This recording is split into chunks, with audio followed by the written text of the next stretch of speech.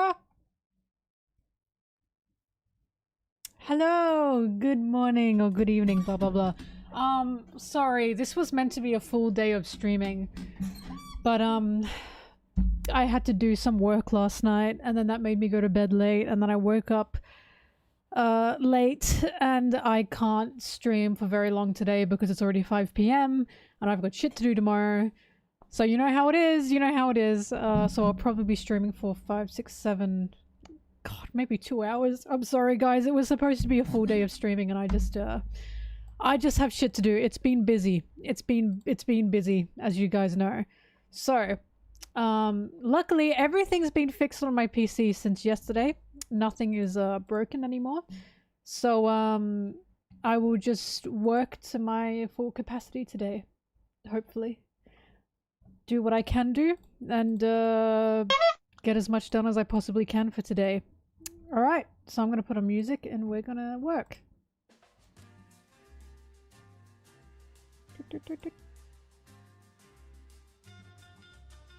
Chapter day? Why are you saying chapter day? Oh, yeah, no. We don't read the leaks here. We read the officials only.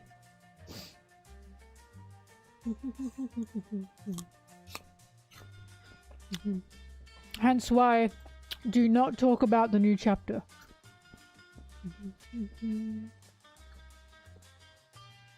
Hi, Thrash.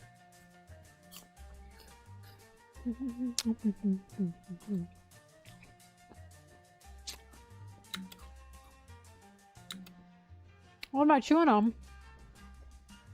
Apple. Look at my bowl. Because my gut and my stomach was all fucked up for like a week, I'm like, I think I gotta start eating healthy again. I think I have to stop eating frozen pizza and start actually eating proper foods again.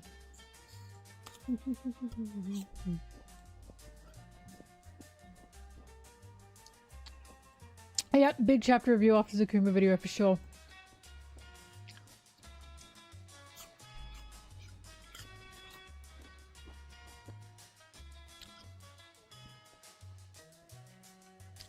I miss cucumbers and hummus, fuck.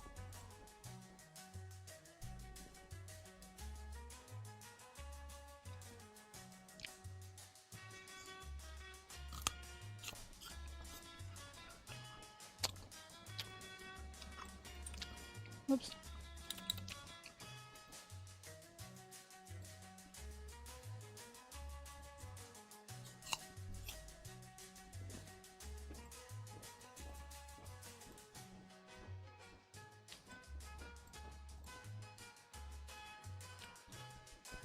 I haven't heard the word kombucha in a long time.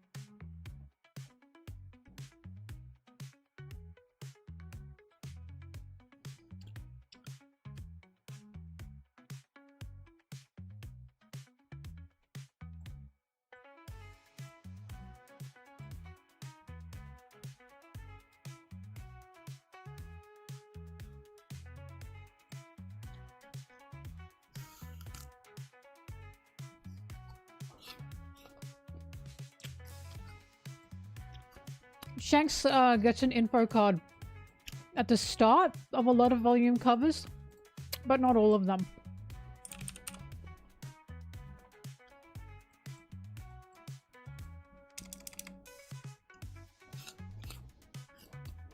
Yeah. A lot of characters get info cards at the beginning of a chapter or volume. Because even Peckham's got one.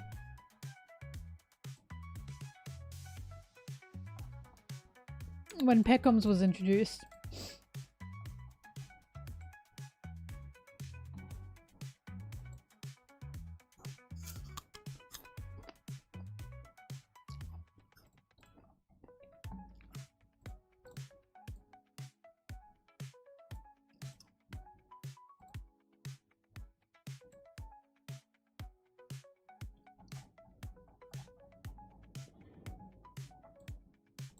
Here we go, look at this. This was just as Zoro was introduced and after Dressrosa. This was the info card. Or the, sorry, the beginning. Shanks is there a lot, and it's because Shanks is just important to Luffy.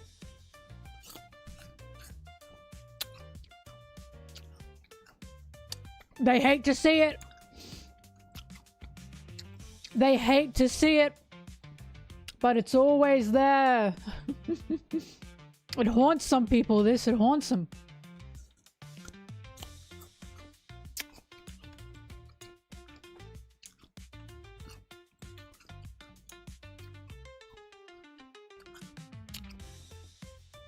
Captain, Navigator, Heart Pirate.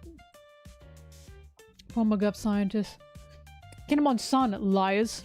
I mean, I believe he's Kinemon's son. Samurai. Battle Beast Tribe, Guardian of the Whale Forest. Guardian of the Whale Forest.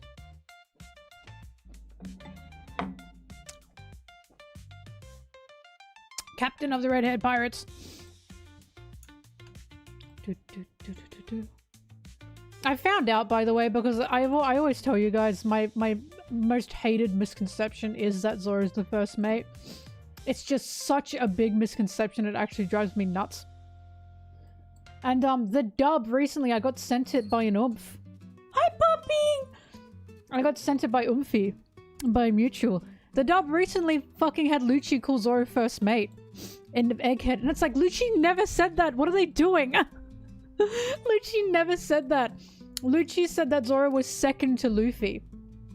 And he was like, well, if I can't take an emperor, the second one's better than nothing. Like, the second Straw Hat's better than nothing because of their bounties, right? Zoro's got the second biggest bounty. So now in the frickin' dub, they've got him saying it. And it's like, what are you doing? They don't say that. It just drives me insane, man. This is why the misconception's so big, because if you look outside the manga, there are so many things that say Zoro's the first mate, but the story itself, and Oda himself has said, no, he's not. So it's like, why does this keep fucking happening? It's driving me insane. They need a fucking info checker, I'm telling you. But that's the weirdest thing. It doesn't even say it in the original. Oh, whatever. The only person to ever call him first mate was Bartolomeo. He was the only one. And he said, to me, as well. He didn't even say it as a fact. He said, to me, Zoro's the unofficial first mate. And again, that's the joke. That Bartolomeo is meant to represent the crazy fanboy. Because Bartolomeo got a lot of facts about the Straw Hats wrong. That was the joke. He thought Luffy was like a mass murderer, crazy pirate. They're doing it to spite me, it's true. At this point, they're doing it to spite Oda. Because even he said Zoro's not the first mate. He fucking said it.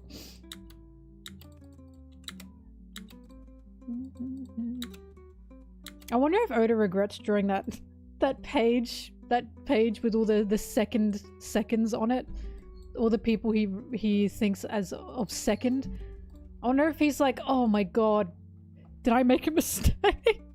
Is the fact because I need you to know the question wasn't even asking about Zoro. It just said, why is Beppo there? And then he said, oh, not everyone there's the first mate, including Zoro.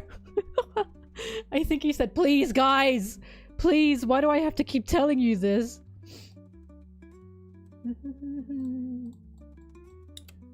And then you show that to some people and they go, I don't believe it. And it's like, okay, whatever, whatever. There's nothing I can do for you, man.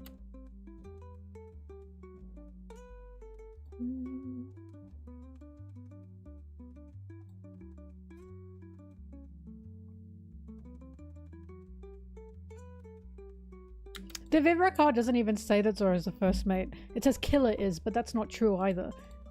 That's why I don't trust that shit. Killer isn't Kid's first mate.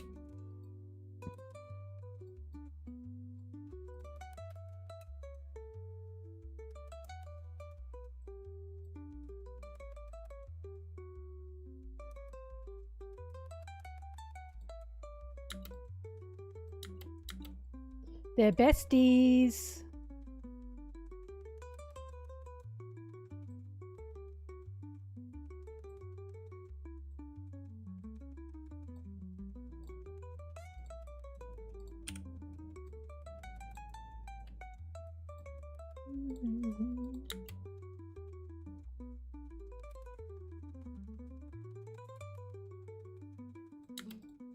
You want a song for your Shanks, Uhtred, and Luffy edit? When I was a young boy, my father took me into the city to see a marching band.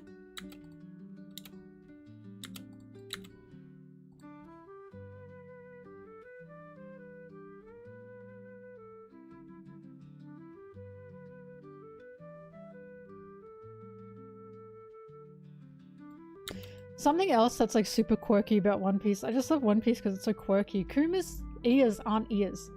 That's just his hair. Oda said that's just a bedhead. He's such a fuckhead. Like, I remember one of the things that made me adore One Piece was when Frankie was like, oh, my back is vulnerable. And they were like, oh, why is your back vulnerable? He was like, because I can't reach it. I can't reach it to operate on it. And I'm like, this fucking series, oh my god, it's just full of little delightful quirks like that. Like, you know, the thought was, yeah, that's funny. He just can't reach his back. Yeah, Kuma's ears are just bedhead. That's just his hair.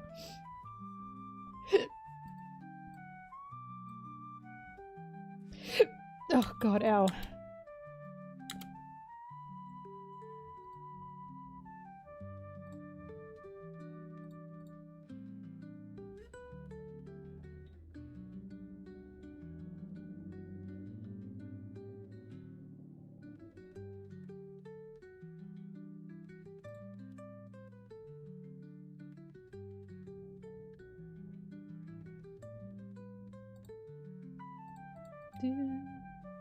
Hey Tenguki, I mean, it's true, it's just a funny little quirky thing.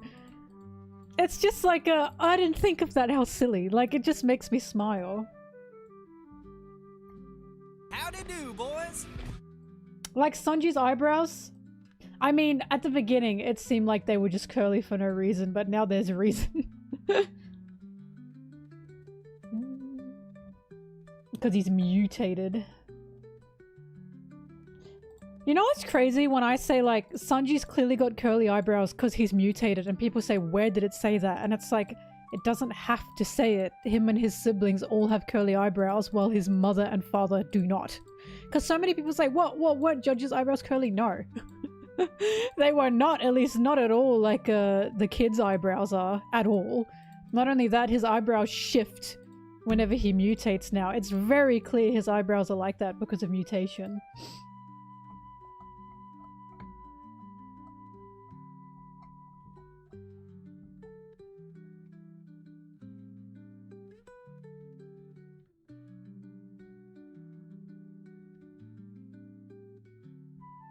God, Zoro's so ugly. I say so lovingly. I just... Who is this fucking guy? Don't look at me like that.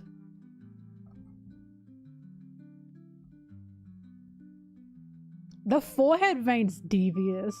Just devious. Banana! What are you doing here? Oh my god! Guys! Banana Kitten is one of my Marvel Rivals buddies. Get out of here! Go to work. Go do your job. Get out of here. I don't want to see you here.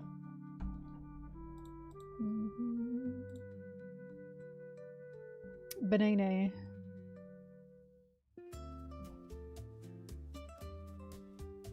Sorry, I'm looking for when Kuma says something.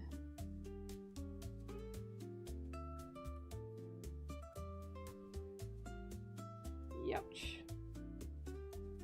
There it is. Kuma.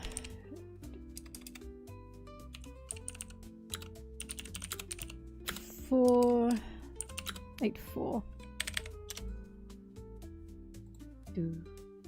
Oh, I wasn't meant to save that yet. Shit.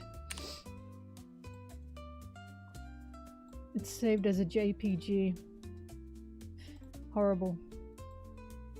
Why do we even have JPEG anymore? Why is that a format that anyone uses anymore? Pisses me off. We've evolved past it. We don't need it anymore.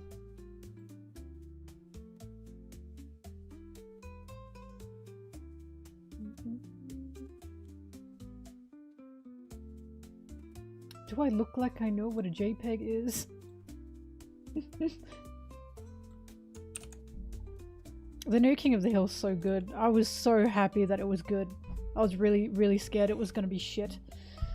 I was so scared it was gonna be shit because the new Futurama seasons were really bad. Like, they were just bad. It really upset me. And it's ironic because the first episode of the reboot was, you shouldn't revive a series unless there's a reason for it. So it's like, okay, I have hope. Never mind. It's kind of arse.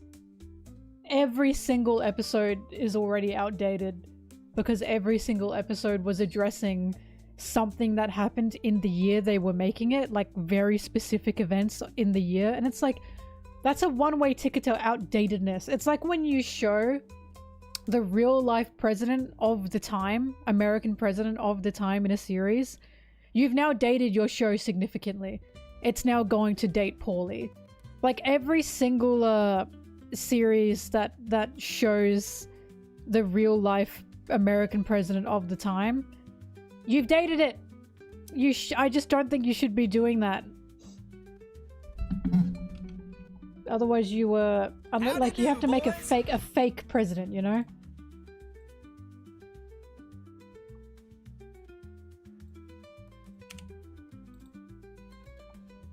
Kuma, Usopp.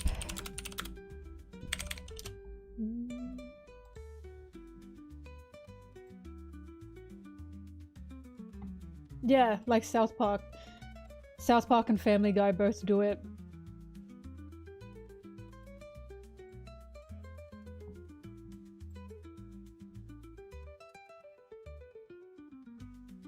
You're gonna say counterpoint South Park?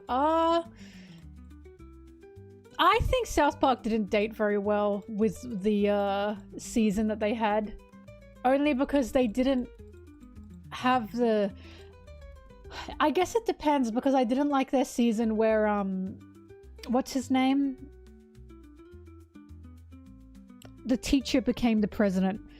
But that's only because they ran out of time, because they had to remake the whole season. But to be fair, South Park is always about, like, what's talked about. Yeah, Garrison. Mr. Garrison. South Park always talks about what's, like, specifically the topic of the time, a lot of the time. But that's still to say a lot of their episodes don't date well. They've even acknowledged that. They say that a lot of their episodes haven't aged well. Some of them have, though. But I want to say the more fictional ones are the ones that age well.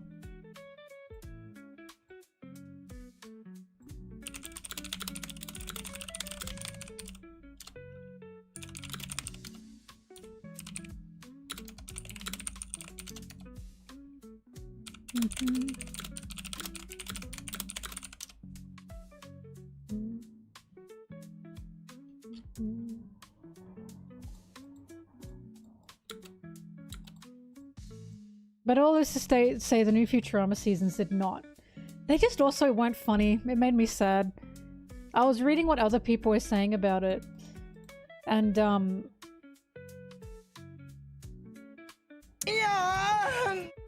oh, thank you, Banana. What are you doing? Get out of here. But, I was reading what other people said about the new Futurama seasons, because there's 2 of them, and it said it felt like the writers who made it only watched 1 episode of Futurama. Yeah, go back to lurking. Watched 1 episode of Futurama, and then that's what they based all their episodes off of. And because they had every single character in every single episode every time, and it was like, I've had enough. You don't need the whole cast in every episode. Calm down.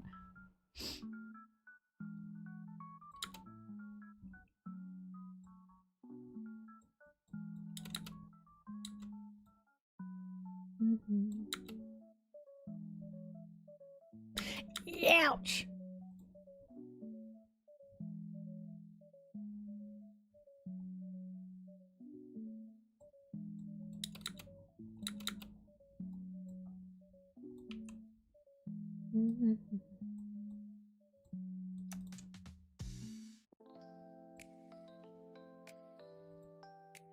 What other shows aged well?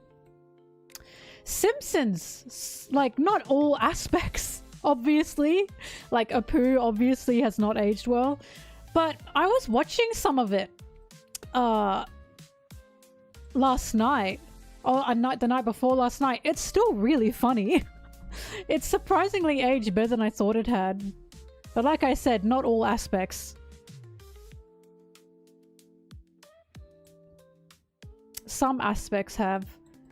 King of the Hill, of course, the old episodes of King of the Hill have still aged really well. Like, there's a joke in it that's like Dale is talking about, you know, global warming. He's like, global warming's a myth. And Hank says, it's already this degree in Texas in the summer. If it gets 1 degree hotter, I'm going to beat your ass. And of course, watching that in 2025, it's like Dale's ass has definitely been beat for that comment. So that was King of the Hill has aged really, really, really fun, really well. Give me the bat, Marge. What other shows have I watched? BoJack Horseman's not old, but it just gets better and better. Like, if you watch it at any... I truly believe BoJack Horseman is going to age... like it currently is going to age magnificently. Because it's just relevant all the time. I haven't seen Disenchantment, no. Wait, have I? Oh, I have seen Disenchantment. I watched 2 seasons of it and I didn't really care. I didn't think it was very good. Unfortunately.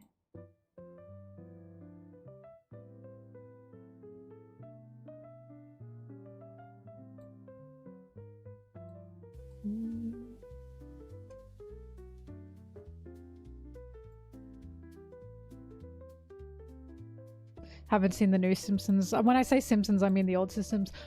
Old Futurama has aged well too.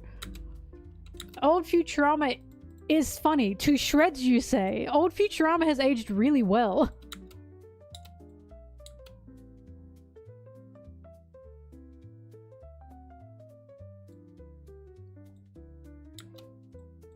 Perfect Blue, the movie, the animated movie, aged really well.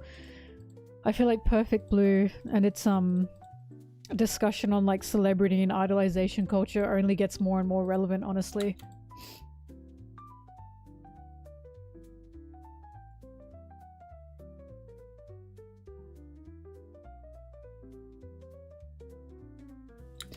Also, some aspects of One Piece age well.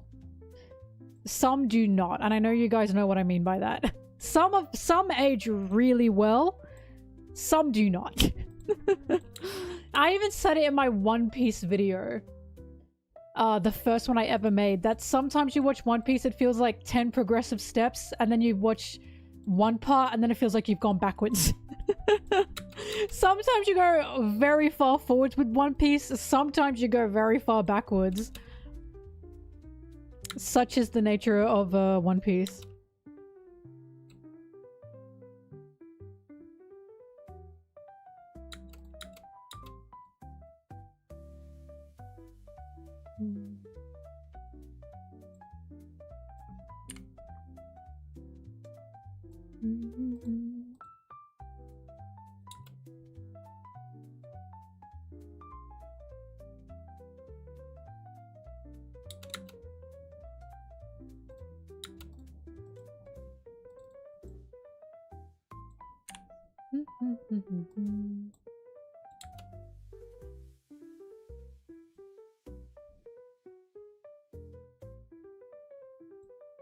Alien has aged really well, of course, it's a classic. Alien is literally like body horror, pregnancy body horror. A metaphor for like forced pregnancy body horror. And holy fuck has that aged well.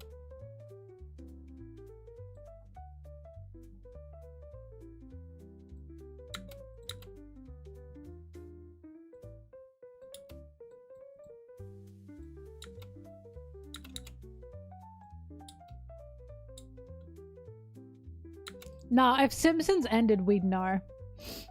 We'd know because there'd be a whole thing about it.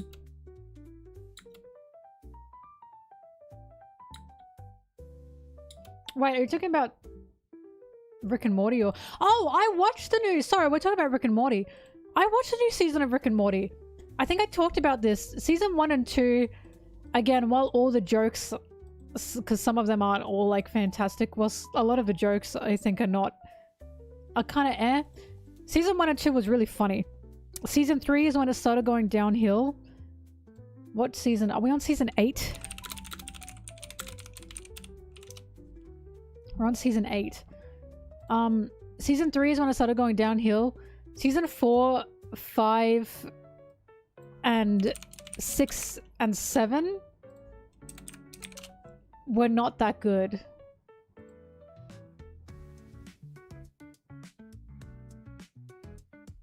Season 4, I think... Season 4 had some good episodes, but it started going downhill. It started not getting very good.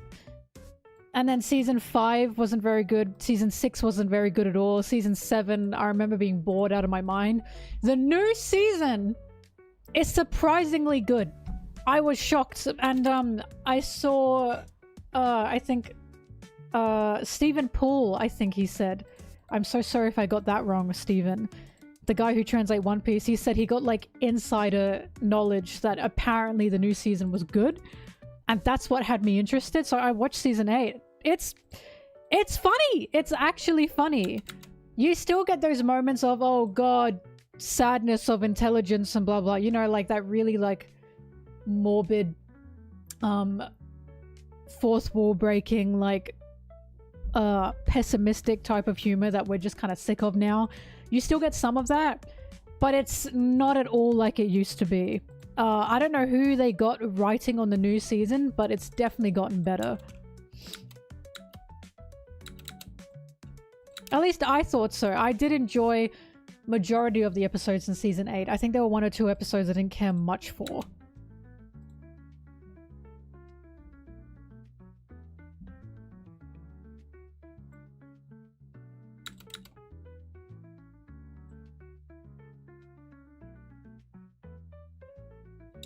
Wubba lubba dub dub means I'm in great pain or whatever the fuck it was, and it was like, oh, here we go.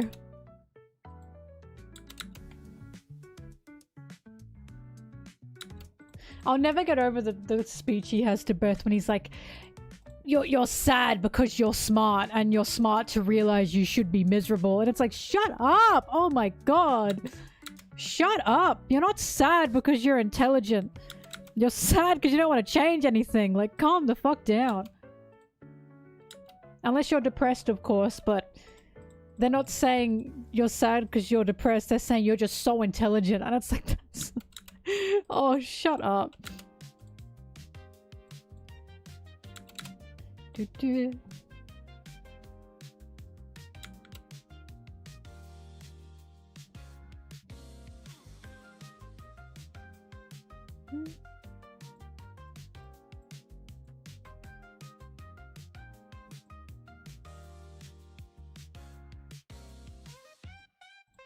Ba, ba, ba, ba, ba, ba.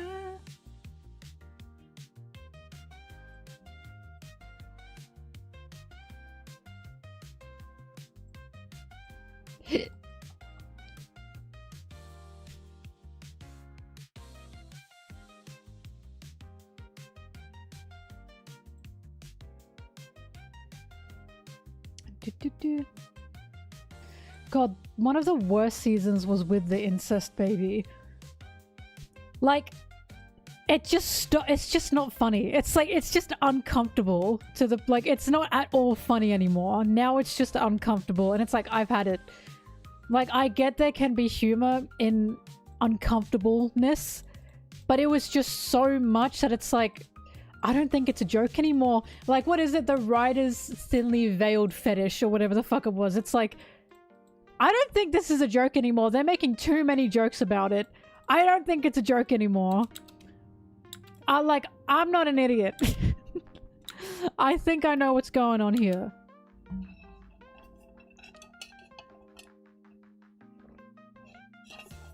That's actually something. Season 8, I think, had like no incest jokes. That's how you know they kicked off the last two writers. The two writers that no one liked and also created the show. Those two. Because I remember one of them said they just think incest is funny.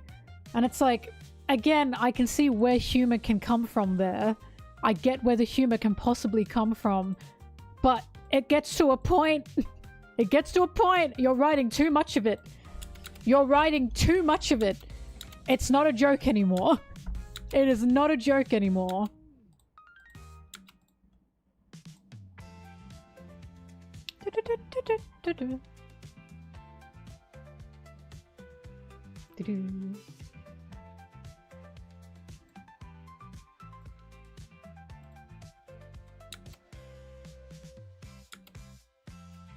Because there were some jokes in the first season, like when they went into the math teacher's dreams.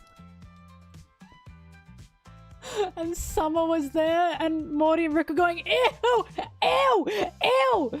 That was funny. That made me laugh. Like, that's funny.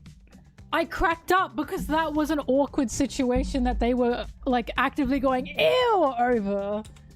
But, after that, it just didn't become a joke anymore. Doo-doo. Yeah, see, it was funny in a weird way because it was just... It was like a uncomfortableness that was obscure that makes you laugh. It was the reactions of the characters as well. They don't have that reaction anymore to it. It's like normal now, and it's like, what the fuck is going on?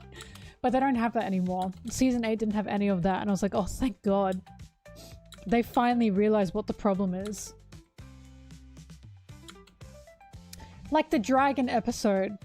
That was kind of just gross. And not gross in a funny way. It was kind of just gross. And that's really upsetting because it had potential to be really funny.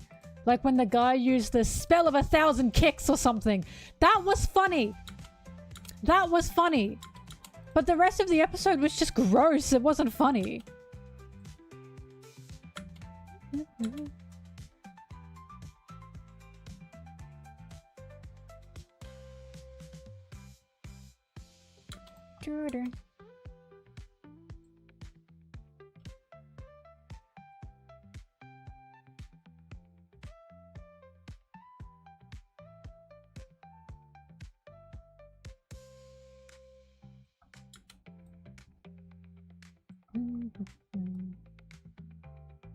Oh, yeah, the Jerry's mum episode.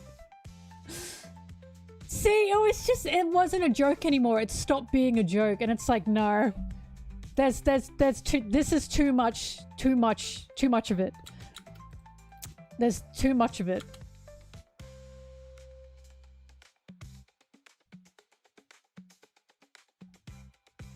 Bye-bye. But yeah, season 8 was good because there was none of that.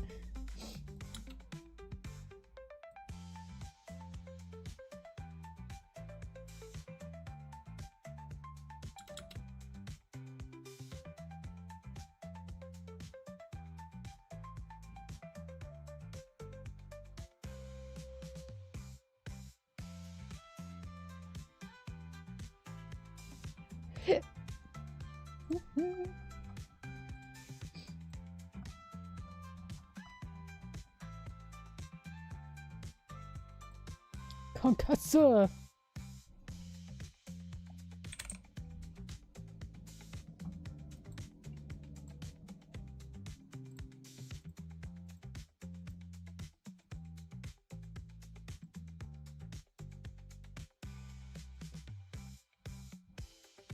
Do I not have this downloaded? Really?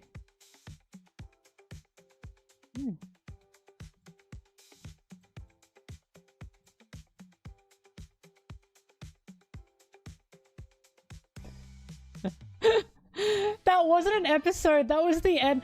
I think that was funny. That was the end of the episode where she was like, he's clearly beekeeping age. How old is your dad? He's clearly beekeeping age. I'm sorry, that made me laugh. Not because she was attracted to him, but because she was attracted to him keeping bees. That one cracked me up. How old is your dad? He's clearly beekeeping age. It got me, I'm afraid.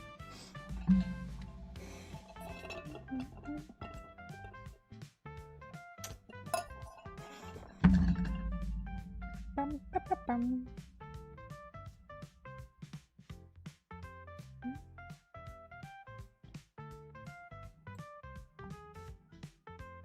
Popping!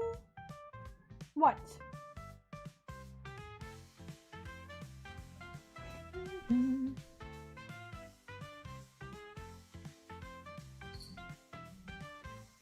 You want to jump up? Popping! Popping, jump up. No Bob. Bobless. Sorry, everyone.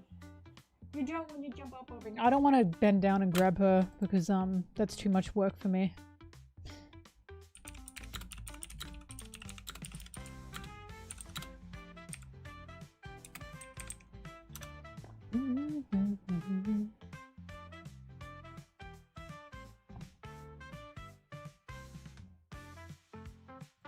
It's nearly dinner time, so she's harassing me. Don't do that to my chair! Scratching my chair. I know you're not allowed. I know you know you're not allowed to do that. Poppy! Poppy, jump up. Jump up! Ugh. Whatever.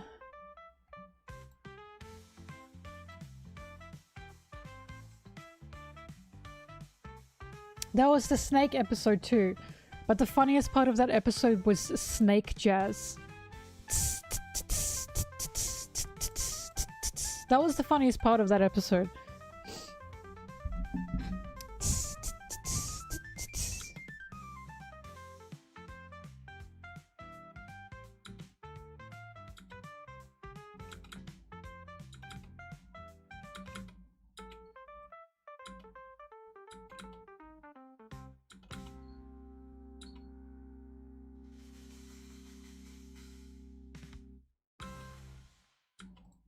Well, I think Kuma was just going through the motions. I even kind of talk about, like, I think it was laid on a bit thick here. But it is possible that he's just gone through the motions. He had to do what he was told. He could not do what he was told. His daughter's life was on the line.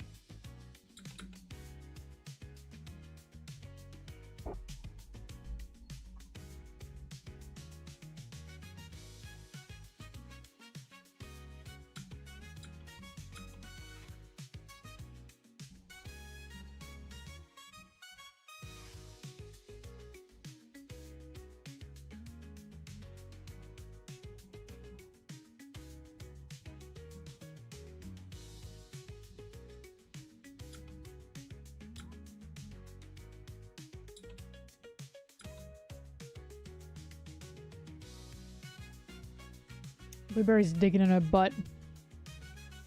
Start digging in your butt, twin! Stop that! In front of me, girl! You can clean your ass somewhere else.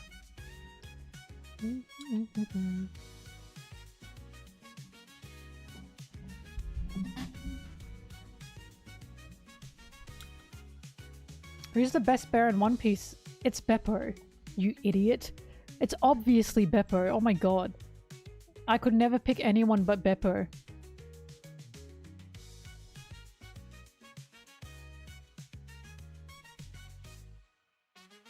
She died.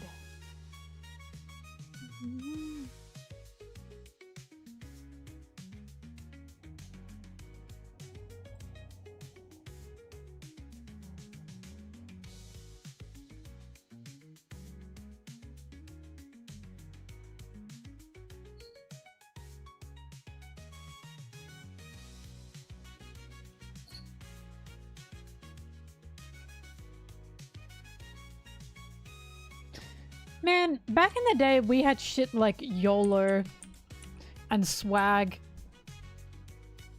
And now we have start digging in your butt, twin. How did we get here? Never in my life would I ever think something like start digging in your butt, twin would like be shortened to an acronym that people say. Because what's the acronym for it? Start digging in your butt, twin.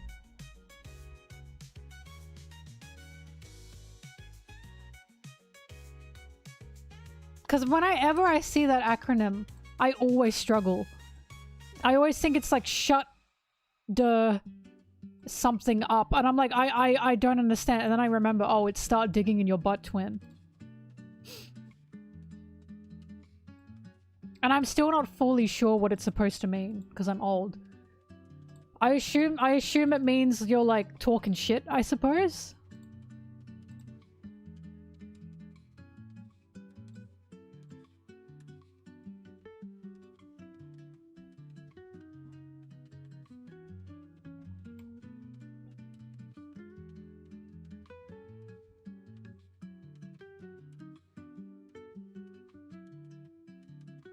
SS Dubtour. What the hell is that? What are you saying to me right now? Oh my god.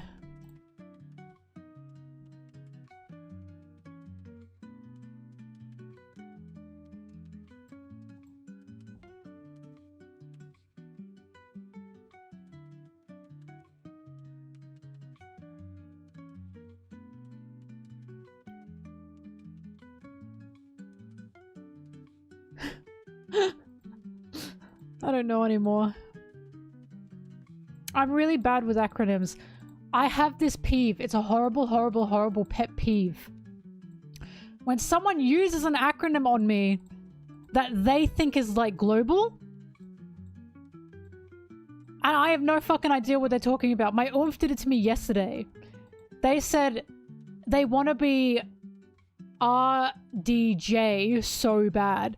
And I was like, what the fuck is RDJ? Robert Downey Jr. And I was like, bitch, I don't know. I have no fucking idea that's what that was. I would have never guessed that was Robert Downey Jr. Just say Robert Downey Jr. Why are you saying RDJ to me? I don't know this shit. I just don't know this shit. Or when someone's talking about a show and they shorten the show to an acronym, I then have to look up that acronym to say to find what show are they fucking talking about. I don't know what show they're talking about. I don't want to ask. And it's a pain in the ass trying to find out what show they're even talking about. I've had it. We have to stop shortening them.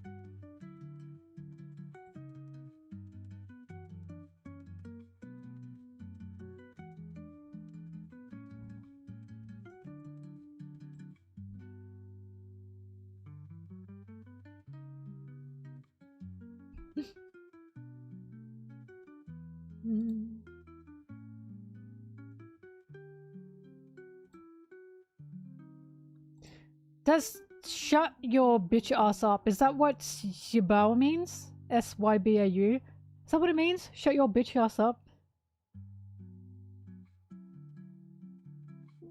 Or have I made that up once again? It does? Oh, thank God. Sibao. Oppa Gangnam Style. Op.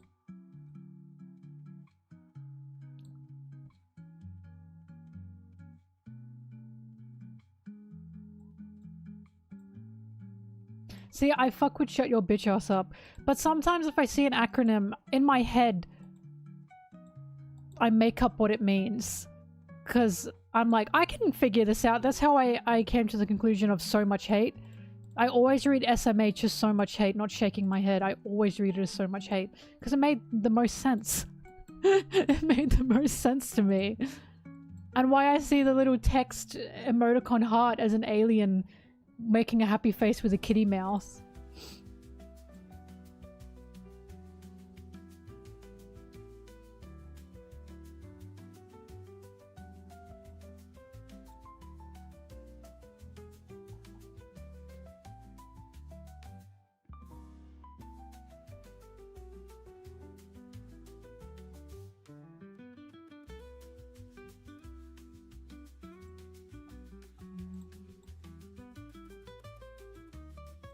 Oops.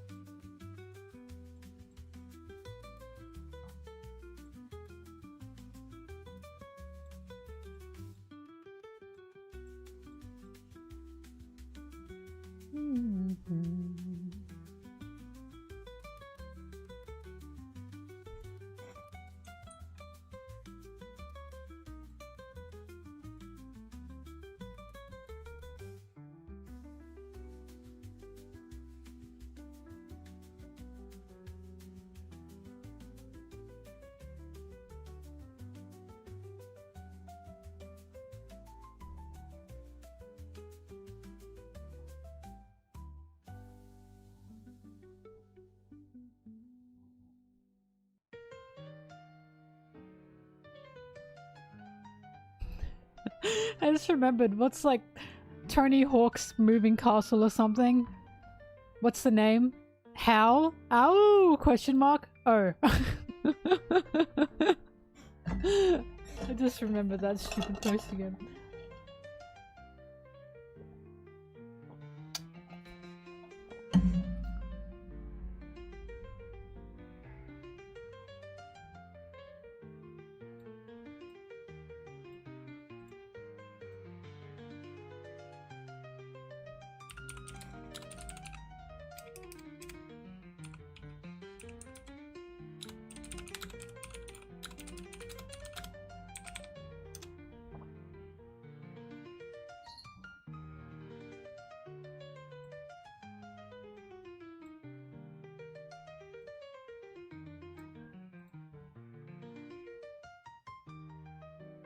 Did you hear her? What are you yelling about? What are you yelling about? I met Tony Hawk. He was super funny. He was really down to earth and super funny.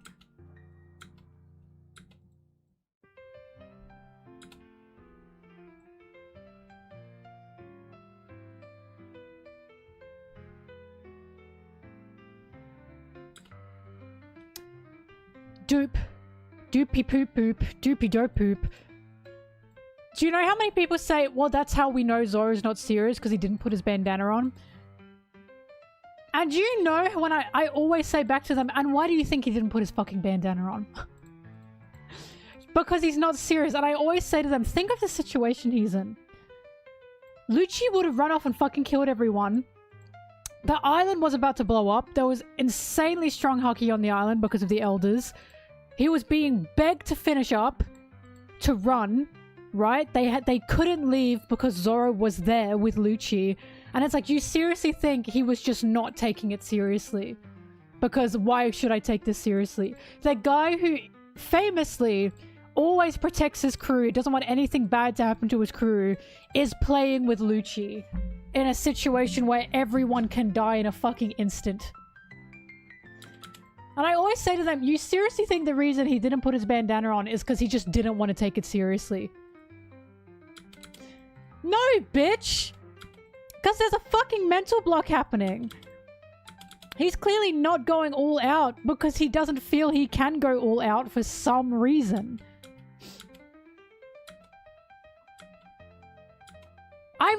I literally talked about this. I literally said him not putting on his bandana was a sign that there was some kind of mental block going on there. To my knowledge, he hasn't worn his bandana since 1-0! Since 1-0! We'll see if he puts it on when he has to fight in the fucking Sun World.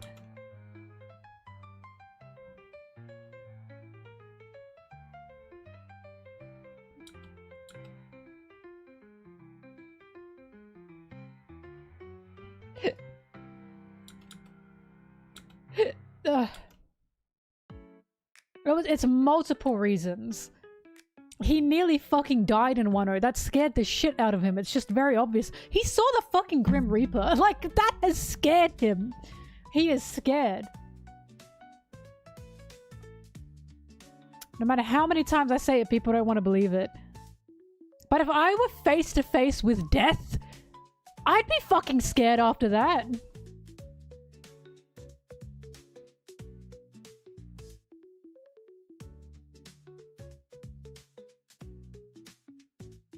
No, I think he's scared to go all out because last time he did, he almost died. Which was against Kaido and King.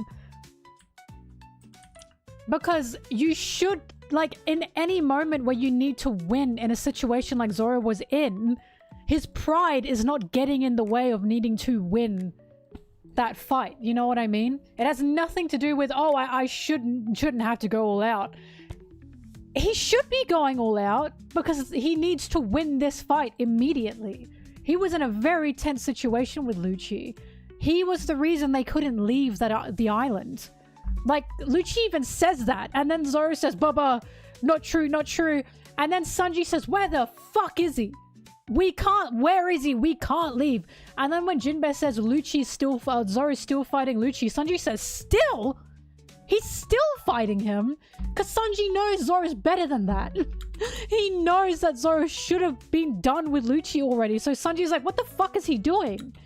He's clearly in his head. There's just no other explanation for it. There's no reason Zoro would be holding himself back for the fun of it, you know?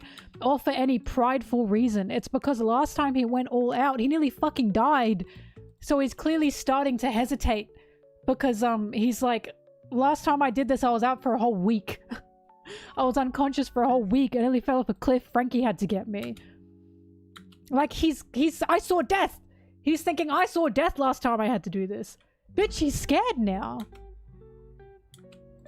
He's freaking the fuck out.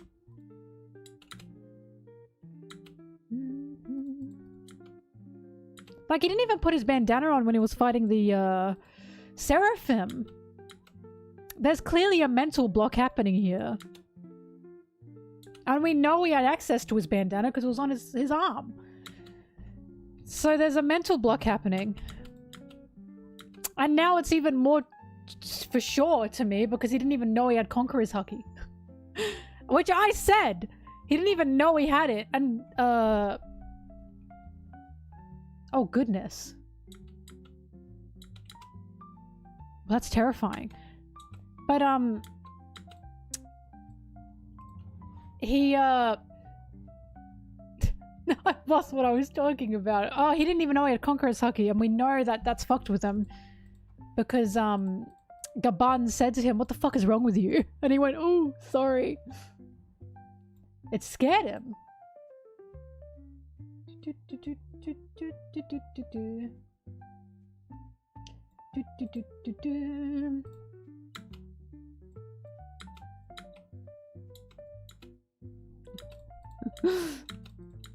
Hey, if it works, it works. But I don't know how it can work.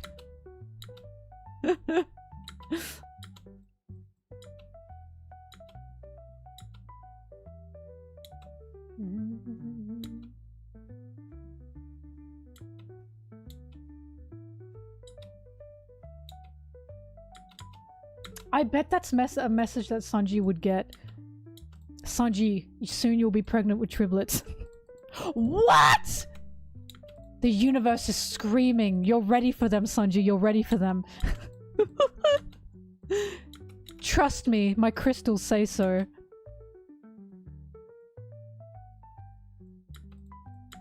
I'd say that to him, actually, just to make him cry.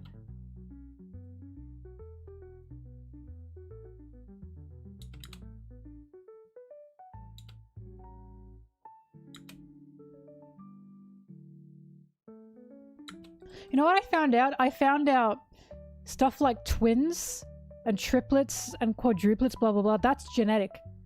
And not only is that genetic, that's genetic from your mum's side. Sanji, it's over for you. It's over for you. I'm sorry, Sanji, you've got the genes for it.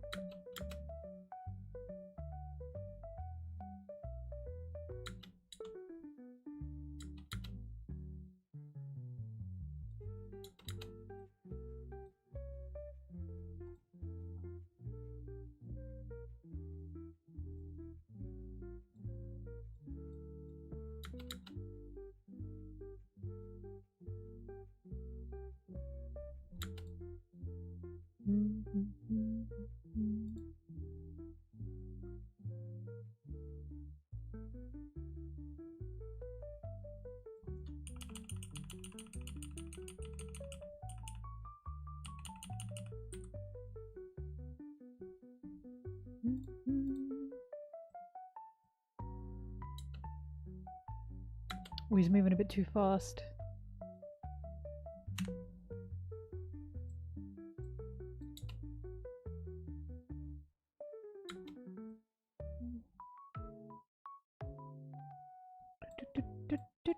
But yeah, I've been paying close attention to Zoro. As you all know, I've been paying attention to him. Because he hasn't touched his bandana since Luffy's become an emperor. I will be watching to see if he puts his bandana on during Elbaf.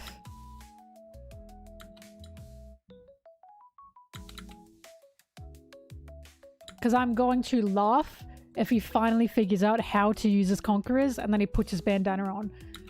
His mental block is done.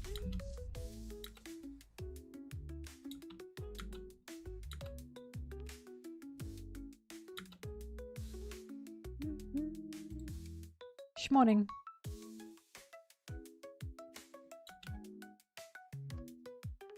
I gotta feed the cats, I'll be back.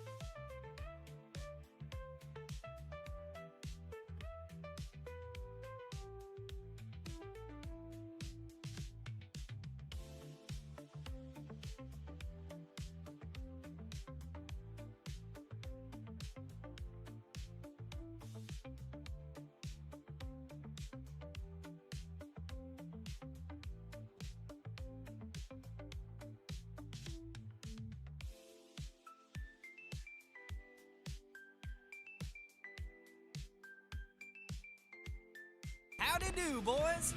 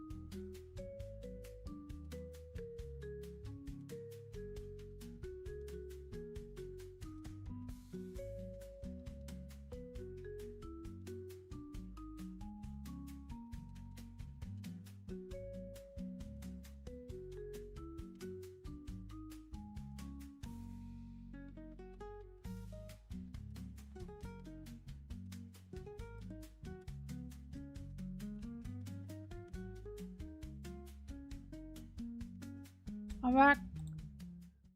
Sorry, I wanted to get my snack for the day. My yummy little snack.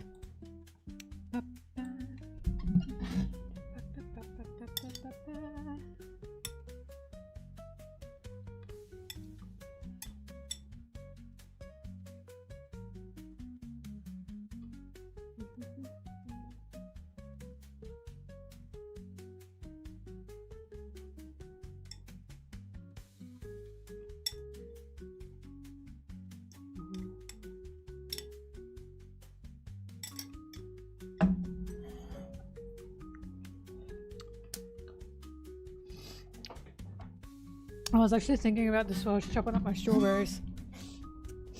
Some people get really mad when you even joke about Sanji getting pregnant. Like, they get mad about it. Because it's those types of people who are like, he's a man. He's a man, he can't get pregnant. There's literally a character in One Piece that can change both your gender and your sex. And not only is there a character, it's Sanji's mentor. One of Sanji's mentors. And it's a character that can change your entire body and your chromosomes. Like, I'm sorry to say, in the fictional world of One Piece, yes, Sanji actually can get pregnant. Iva can very quickly and easily put a womb in this man.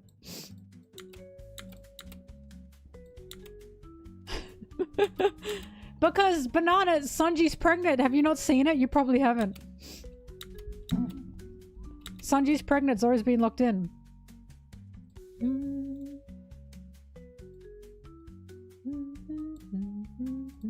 I have to show it to you. I always show it to people.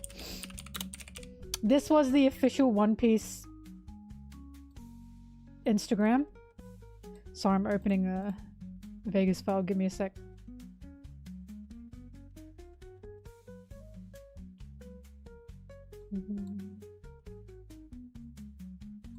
Okay. This was the official One Piece Instagram. Well, the official One Piece Instagram says, off to both sides of the Pirate King 102nd release anniversary movie. Sanji was pregnant, Zoro has been locked in, open to the public. It didn't say that in the original Japanese, but it auto-translated to that in nearly every language. Nearly every single language said Sanji was pregnant, Zoro's been locked in. And it got so popular to the point even Japanese fans found out and they started making fun of it. So now Sanji is pregnant and Zoro's been locked in. It was just an incredible mistranslation.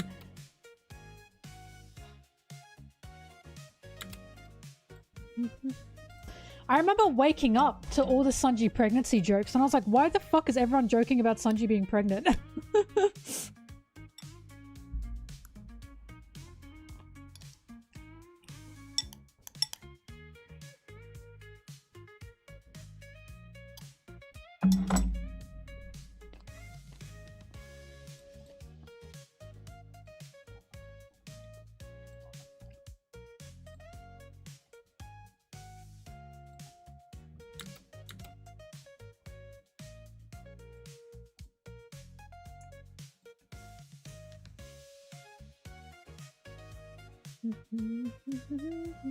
Okay, there.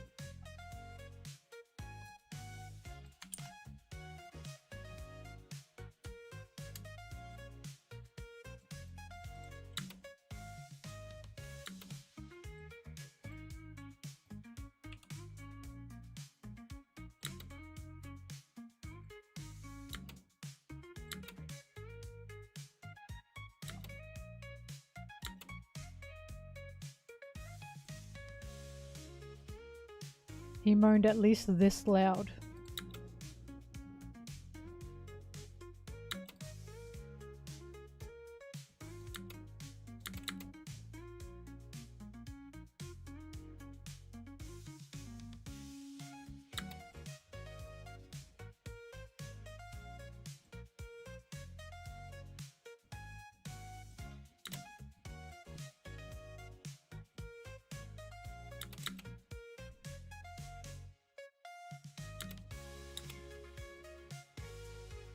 Ah, shit. Sorry, I forgot to...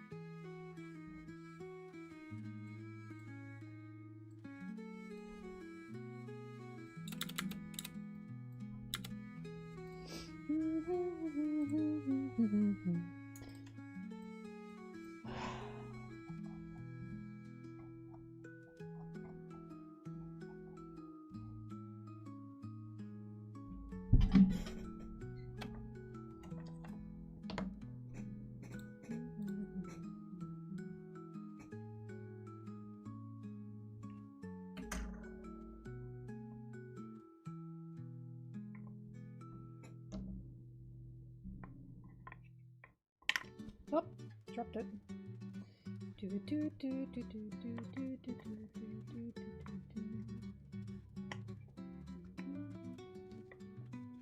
I don't want to take them off. Oh, hang on.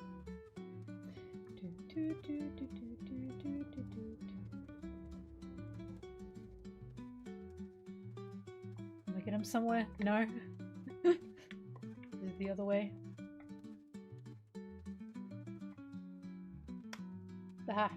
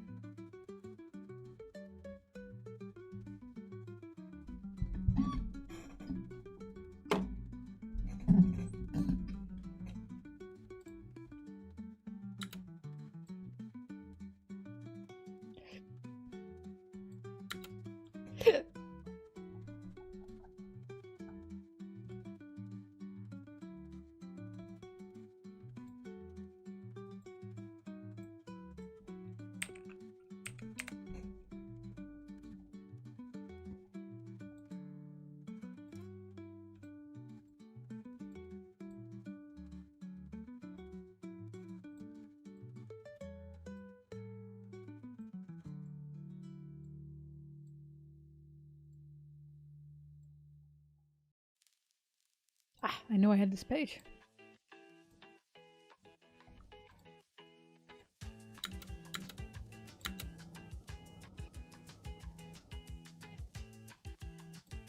Number 2 after Sanji, Law. After Law, it's Vivi. After that, it's a mix of Nami, Zoro, Luffy, Robin, Usopp. There's no list after that. I just know my top 3.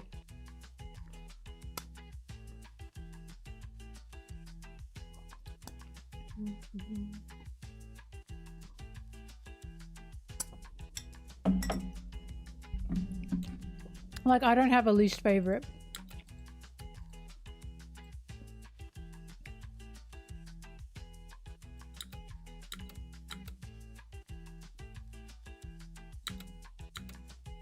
Howdy do, boys. Howdy do.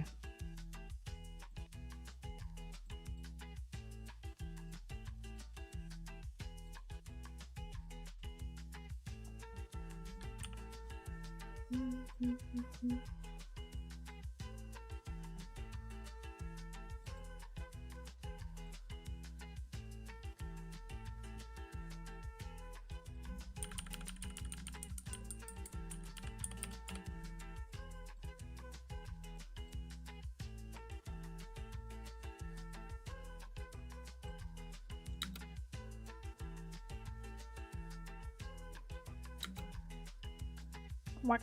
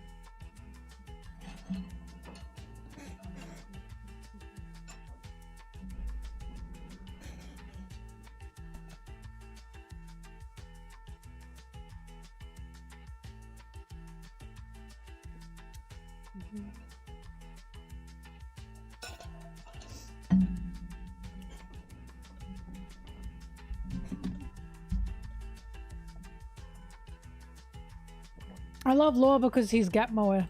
I didn't expect him to be so cute. I like how much of a loser he is. He makes me laugh. And I love Vivi because she is not physically very strong, but she's incredibly intelligent and she never ever sits down. Like, I was really moved by Vivi only at 13 years old going, I'm not letting someone ruin my kingdom. Instead of sitting there and waiting for the world government to do something, which they were never going to do, I am going to infiltrate Baroque Works and figure all of this out myself. Because this is what peeves me, people don't remember how brave Vivi is. Vivi is so brave that even Nami and Usopp were like, wow, she's really brave. Because in Little Garden, Luffy was like, I want to go on an adventure around the island. And Nami and Usopp were like, oh god, we can't help that. And then Vivi said, I'll go with you. And they went, what the fuck? Because Vivi's incredibly brave. And her whole thing of, I have to do everything myself. I can't let anyone get hurt at my expense. Even though she has friends that are willing to do that for her. And that, like, that makes her break down. I don't know. I just see a lot of, I see a lot of myself in Vivi from those moments. It's also why I see myself in Nami a lot too, but it's also why Nami and Vivi had such a connection. Because Vivi was like, I just want to save everyone without anyone getting hurt. And I would rather get hurt than everyone else get hurt. That's what Nami was doing in Arlong Park. That's why she had such a connection with Vivi.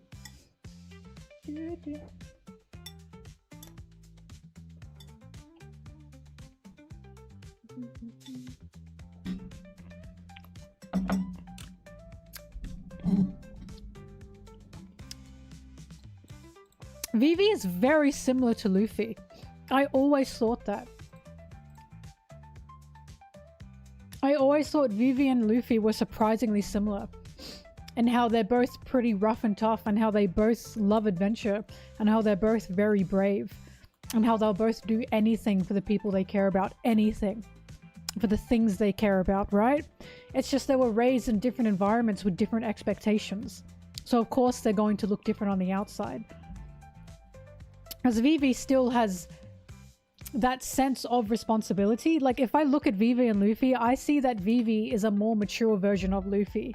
And that's why Luffy is where he is today. Because Vivi said to him, Luffy, you're a failure as a captain. Because she knows what it means to be a leader. She knows what you have to do to be a leader. And Luffy took that to heart. And to this day, Luffy will happily bow his head to someone if he needs the help or if they've helped him. Because Vivi taught him that. That being a leader does not mean you're above people. It means you are with them and leading them. And even good leaders will bow their heads when needed.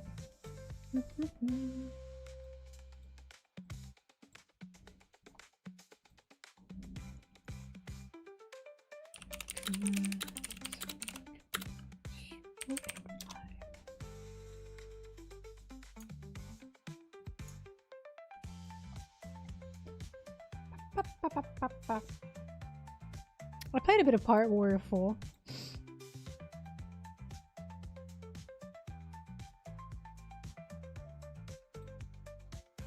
Vivi wanted to put herself on the line. She was putting herself on the line. That's the difference. Like, she was what was being put on the line. She was more than happy to die and be hurt. But that was the issue. She couldn't die. So she was in this, between this rock and this hard place of she wants to sacrifice herself for this, but everyone's telling her, Vivi, you can't die. Like, you're the reason we need... Like, you're the reason Alabasta can stay standing. But she was more than willing to do that, but they weren't letting her. It was like a personal hell for her. She was more than happy to die if it meant people wouldn't be hurt around her, but she wasn't allowed to. Which is why she couldn't possibly ask that of anyone. Especially the Straw Hats. To get hurt for her or sacrifice anything for her. Well, of course she didn't want any deaths in the whole rebellion. No! That's what I mean. She didn't want any deaths in the whole rebellion because she thought she could prevent that by being the one on the front lines. The same was with Nami. Nami didn't want anyone in her village to die. And Nami did the same thing. She was on the front lines trying to stop that from happening. They were incredibly similar situations. Both Nami and Vivi were happy to put themselves on the front lines if it meant they could stop anyone from dying. Like, in my opinion, that is putting something, like, on the line. They're putting themselves on the line. Vivi was her life was on the line, man. Like, she was like, if I'm the one to be hurt and on the front lines, that's fine. So long as no one dies. But of course, Luffy said, you need the help. She wasn't being naive, she was being stubborn. She knew that people would die. She just didn't want to ask for the help because it meant the Straw Hats would be put on the line for her. Vivi was not naive. She knew full well that people would die. But she would rather put herself on the line than ask anybody to try and help that. Because she didn't want anyone to die because she wanted to stop that completely. Like, she's not an idiot. She's not an idiot. She's not naive. She knew people would die. That's why Luffy said people will die. And that's why it got to her so bad. Because she knew that. She knew that and she was like, if I put myself on the line, maybe people won't die. Right? But Luffy was saying, you have to ask us for help. You have to. Because we want to do this for you. Like, you're not telling us to. We want to. We're your friends.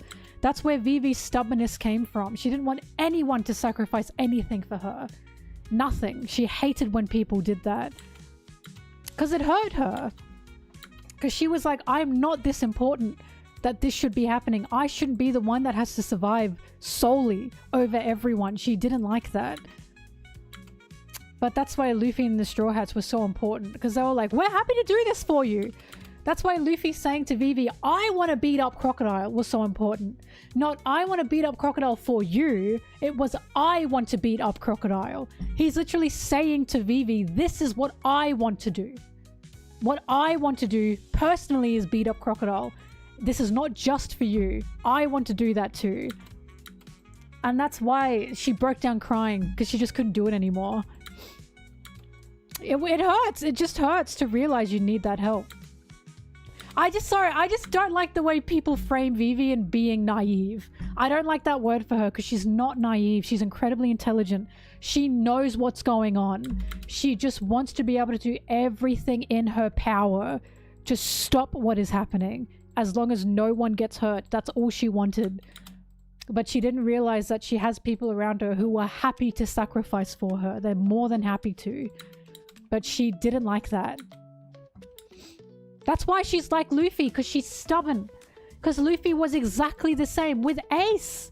With the people he loves, Luffy's incredibly stubborn. Because Luffy says to Vivi, people will die. How ironic is that? Aaron! Ah, hang on, I gotta let this man in.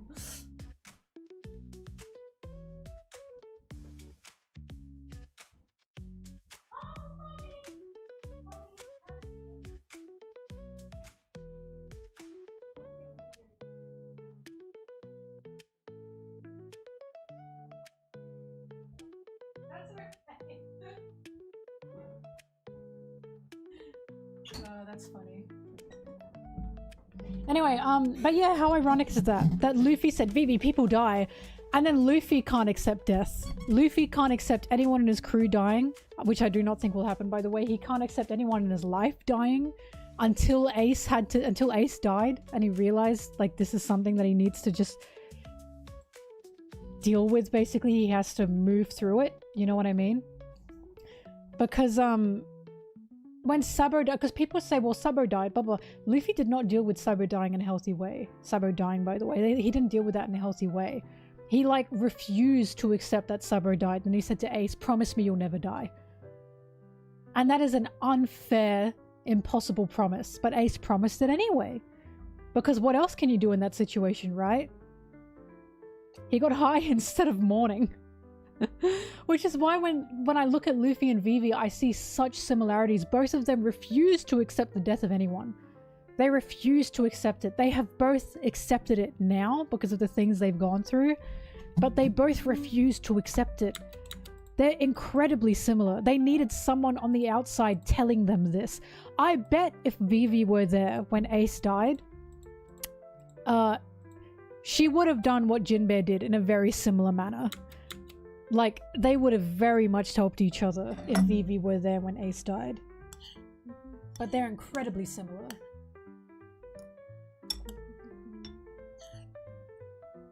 I just love them. I love Vivi and Luffy's dynamic.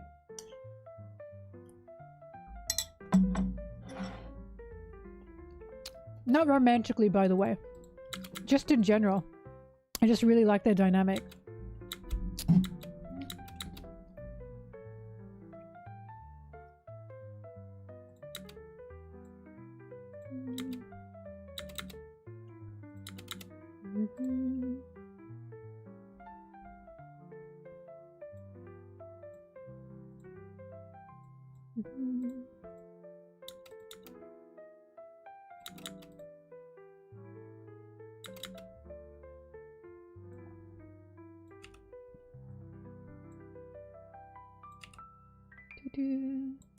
Sorry, I defend Vivi for my life because of the way people mischaracterize her or just forget, like, the things she's done pisses me off so bad.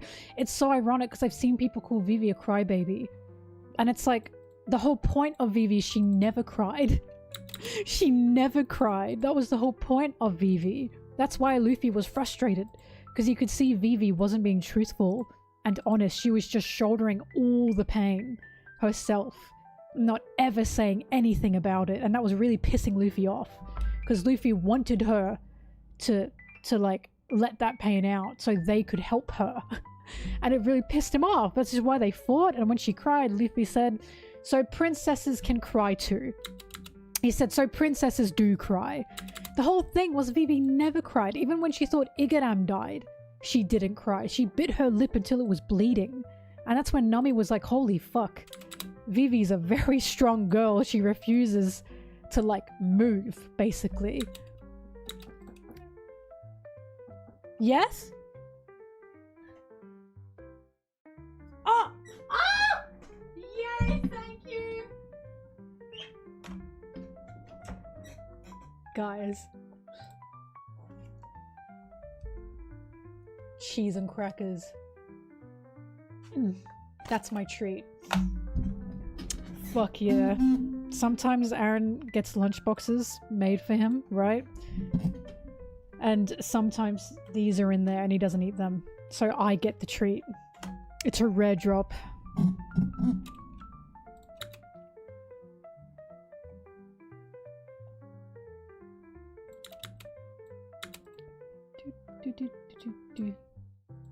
Yeah, Vivi's a crybaby in the same way Luffy's a crybaby. It's just Vivi and Luffy are so similar, and I hate the way Vivi is forgotten about or misremembered or mistreated by people who totally forgot what even happened in Alabasta. Like, remember when Zoro was like, I'm gonna cut off my legs? I'm gonna cut off my legs and fight this fucking guy in Little Garden? And Vivi was like, you know what, me too. And Nami was like, what the fuck? She's been like that the whole time. She really stood out to me because of that.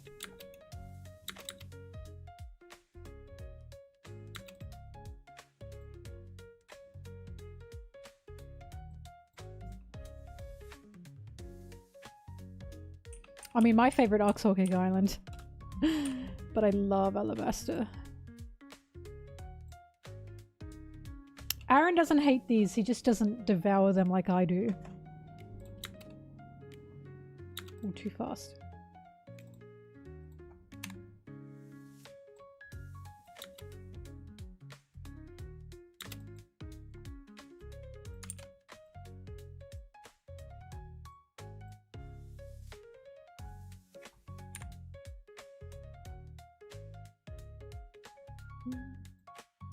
Cheese and crackers, Gromit.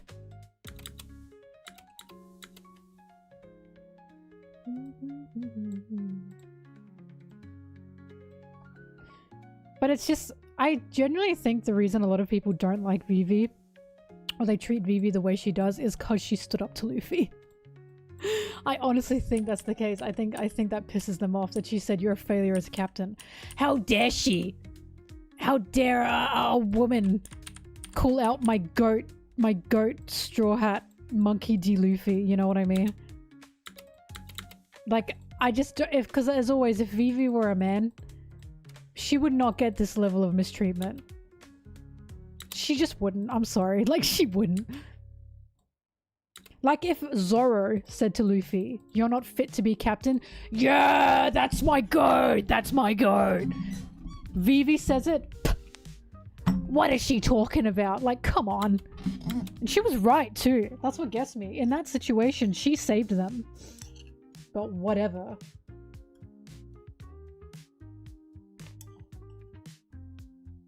Impersonating your father.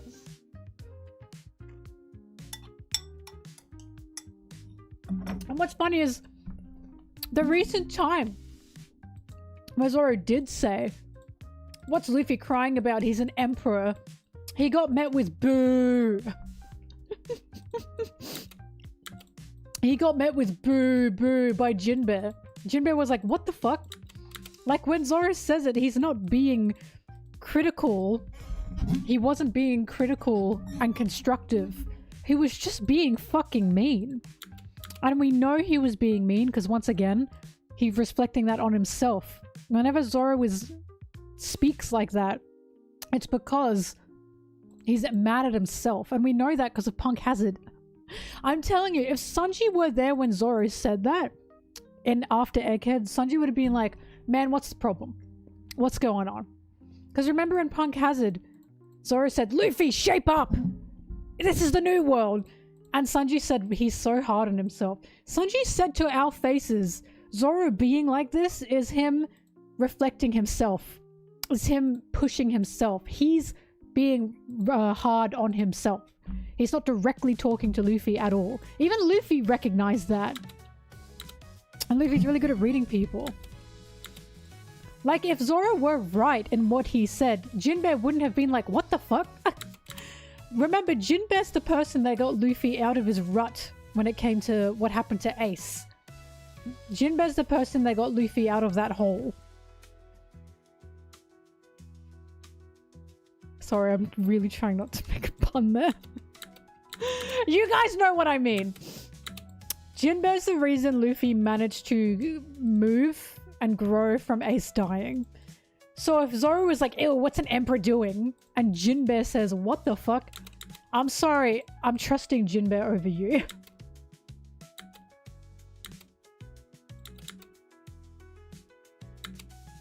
Doo-doo.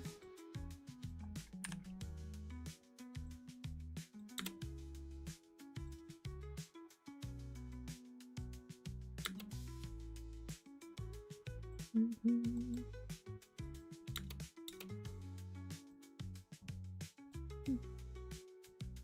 I'll never forget when someone was trying to argue that, oh, Zoro tells Luffy what to do or tells the crew what to do, blah, blah, blah.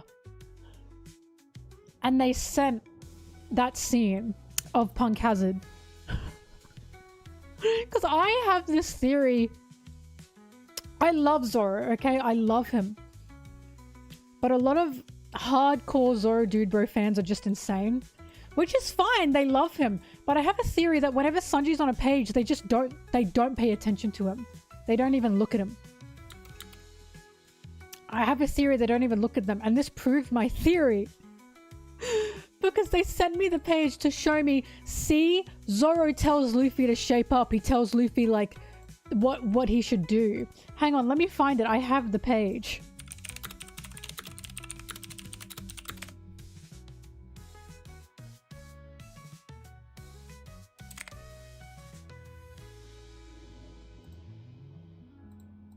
Well, I thought I had the page. Hang on. Thank you, World I hope you subscribe.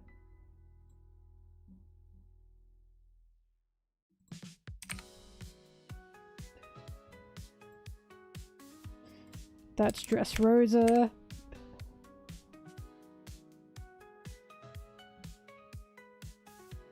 Six, 8, 7.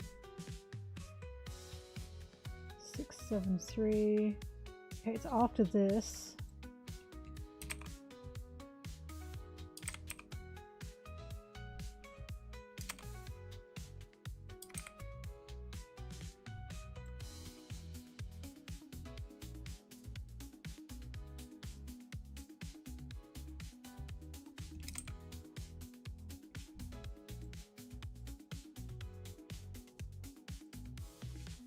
Six, 7, 8.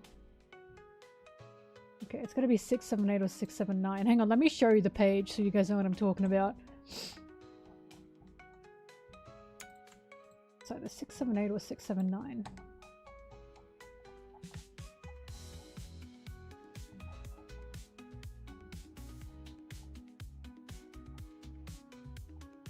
Found it. 6, 7, 8.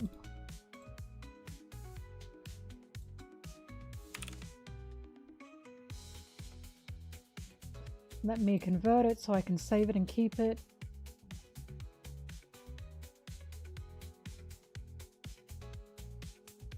But yeah, I have a theory that a lot of Twitter intense Zoro Dude Bro fans who don't like Sanji genuinely don't pay attention to him when he's on a page.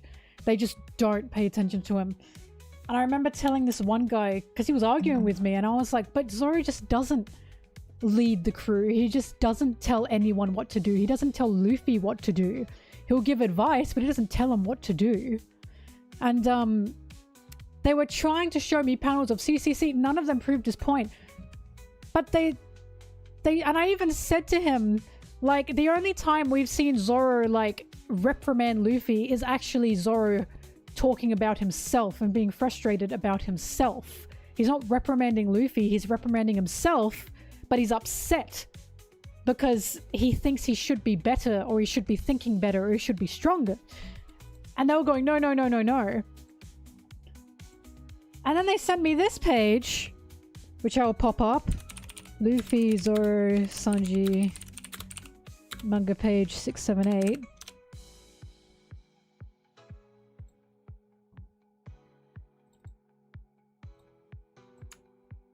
And look what's happening. Zoro says, it's not funny. Hey, Luffy, do the job right. The new world starts from here. And Sanji says he's so tough on himself. And Luffy recognizes this too and says, yes, sorry, I won't be careless again. Because Luffy recognizes Zoro's not talking to him. He's talking to himself. He's freaking the fuck out. And they sent me this page. And I literally fucking zoomed in on the page and said, there's literally Sanji on the page saying Zoro's so tough on himself. He's right fucking there. And they didn't acknowledge that. And I'm like, you genuinely just did not pay any attention to Sanji on this page. Or they're not listening to him. Like, they don't take Sanji's word for anything. They don't even, like, they just look over it, basically.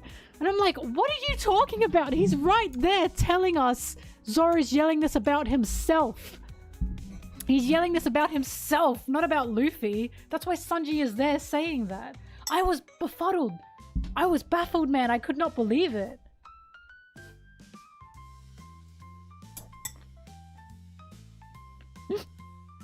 Sanji's literally looking into the camera saying he's so tough on himself.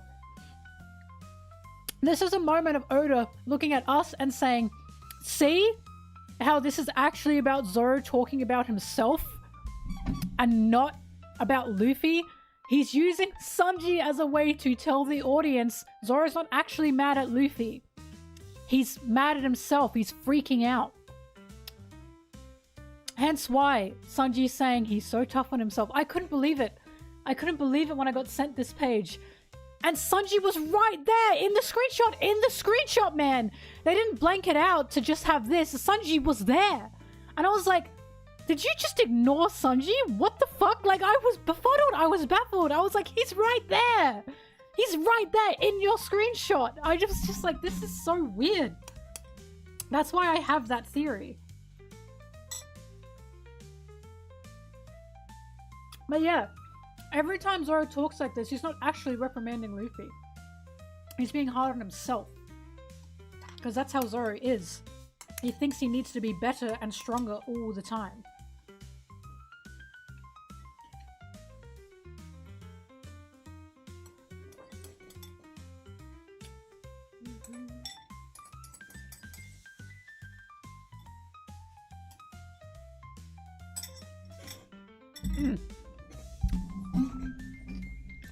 It's just insane. I literally tell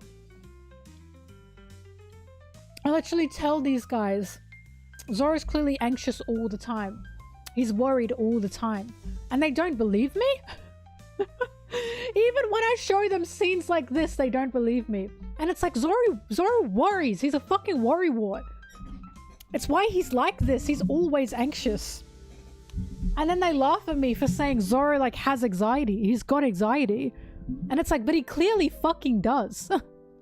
Elbaf especially is proving that to me. They just don't want to hear that their goat has emotion, I guess. How dare Zoro be a human being?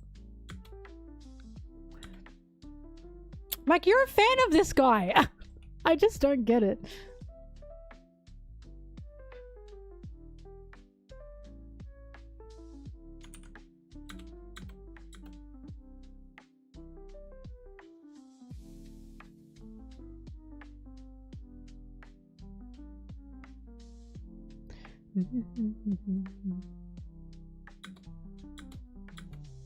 I just don't think they listen to anything Sanji says. I really think they don't. I think even though Sanji's on that page looking into the camera telling us this is what's happening, they just don't believe him. Like, they just don't believe him. They think Sanji doesn't know Zoro at all. It's really sad.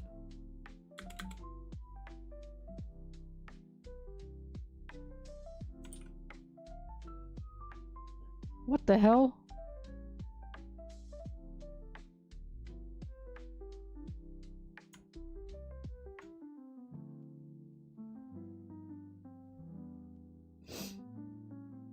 Oh yeah, now Roger had hard eyes for Shaki. I just don't get it. My favorite thing I've seen is they're saying because Rayleigh wasn't interested in Shaki, or wasn't affected by Shaki, allegedly, that Zoro wouldn't be. And it's like, what the fuck are you talking about? He's not Rayleigh, you fucking idiots. What are you talking about? This doesn't mean anything. But also, Rayleigh didn't fight anybody. He just stood there. I didn't see that as Rayleigh being unaffected. I saw that as Rayleigh going, there's nothing I can do. Bro, he just stood there. He didn't even try to fight. You know?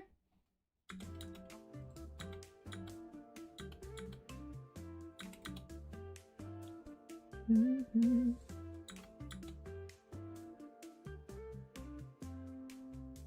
Mm.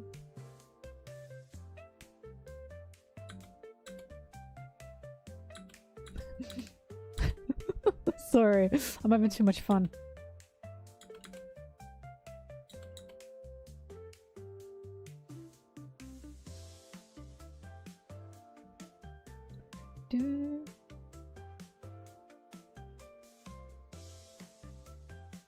Roger's so cute. Oh, I really like Roger. Oh, I love Roger. I like that Shaki, like, cabadonked him and he went, yeah! He's so cute. I fuck with Roger. I really like him. I'm glad Roger loves me too. Roger's one of my favorite characters in One Piece. Isn't that crazy? Every time I see Roger, I like moan. I love him. I love him.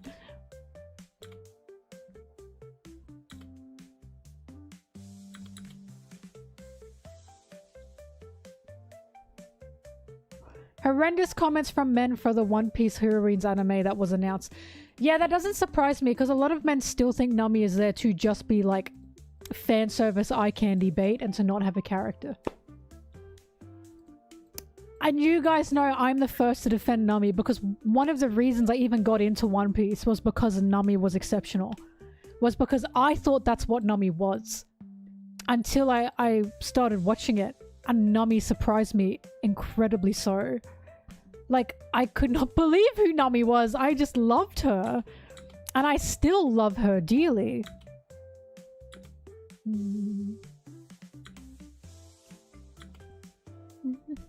Like, Nami has insane respect from the crew. The crew, the captain, most people she meets respect Nami greatly because she's incredibly intelligent. She's incredibly witty, mind you. And she's just incredible at what she does. She doesn't, like, she's a coward. But she still does what she needs to do. And that's why I love her.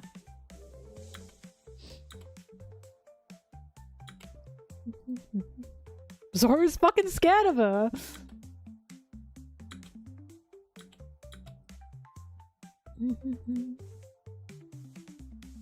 She's one of the rare few characters for like main woman protagonists whose role isn't just nurturing and healing. And men don't know what to do with that apart from calling her fan service eye candy, saying she has no character. And it's like, don't get me wrong, Oda doesn't get everything perfect. You know, he doesn't get everything right about Nami or his women characters in general. But Nami's a really good fucking character and I'll forever stand by that. Nami fighting to not sell out her crewmates for their bounty? No! I believe that. But I believe she'd sell them for their bounty and then she'd be like, they'll find a way to get out. Ah! She's like that! That's why I like her! Nami's kind of a bitch! And that's why I like her! Like, because she's a bit of a bitch! I like that point of Nami. I like that she's devious. Like, she trusts her crew a lot. But if she had the opportunity to sell Luffy knowing Luffy could get out, she'd fucking do it. She wouldn't betray him at all. But if she were like, hey Luffy, can we get your bounty money? He'd be like, okay. Because he'd find a way to get out. You know what I mean? She wouldn't do that unless she knew they could find a way to get out. I just love her. She's so devious. Like when it came to Zoro, Luffy, and the key for Loki, Nami didn't give a fuck. Nami knew about the rumors of Loki. And she didn't give a fuck. She was like, I don't care what the hell they're doing. I just want a treasure.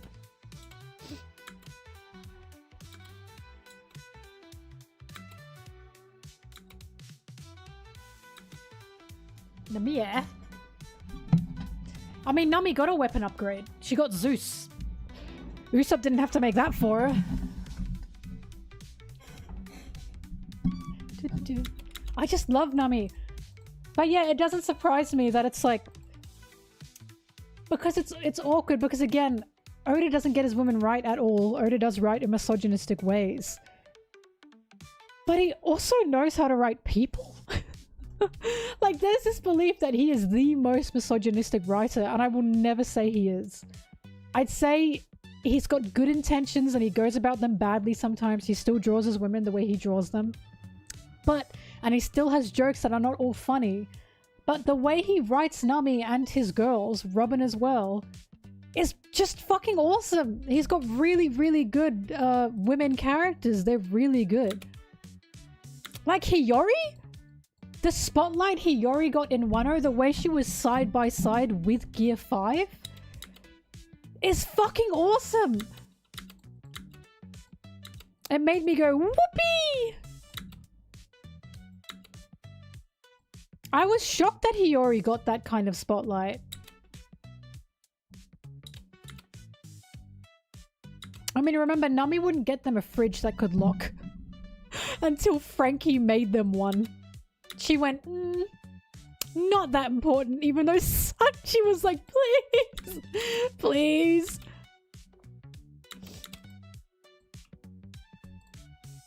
I just love her. I just love that she's devious. When people are like, ugh, the most, like, things I see about Nami for why people don't like her is she's just too violent. She's too violent and she hits, like, when she hit Luffy and put him in a cage, do you know how many men I saw that was like, okay, the gag's not funny now. It's not funny now. Still funny to me. I still like her. I still think she's awesome. I think she needs to beat them up more. Mm-hmm.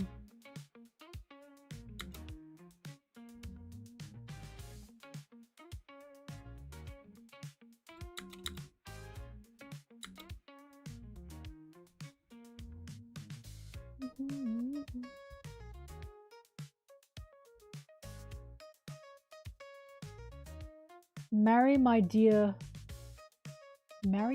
body.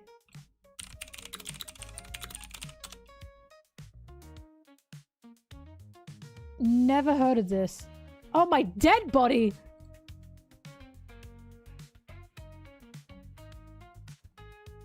I can already see who the Zoro guy is. He's the one with the short hair, isn't he?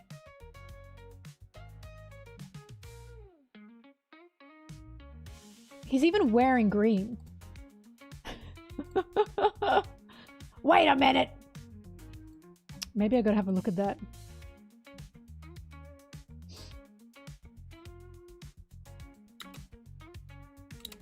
Anyway, Nami, I love her. I mean, I've got a tattoo. I can't show my tattoo because otherwise I have to whip more than one girl out. But I love her. I love her dearly.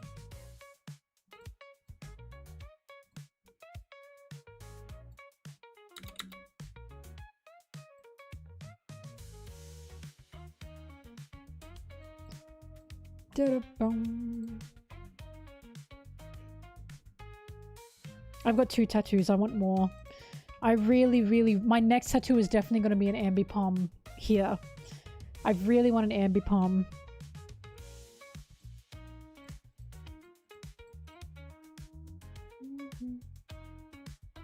Probably more up my forearm, actually. Probably here. I want an ambi palm so bad.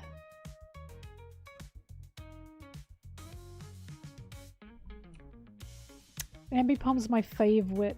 He's so cute. And I want to colour him pink. Her pink, sorry. Because I don't like I don't like the boy ambipoms as much because they have a shorter hair on their head. The girl ambipoms have a big hair on their head and they're cuter.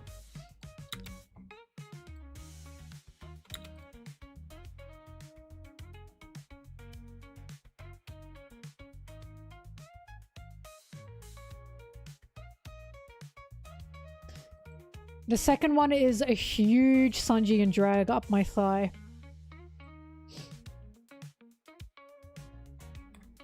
Hang on, I took a photo of it.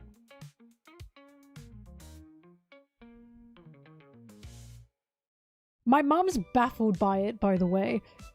She is so baffled by it.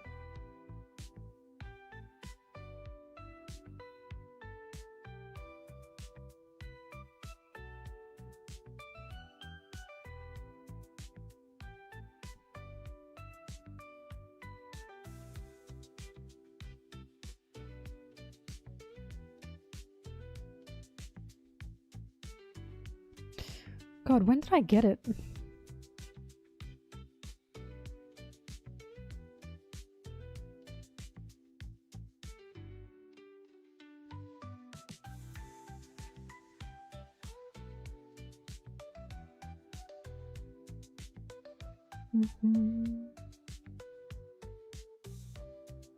There it is.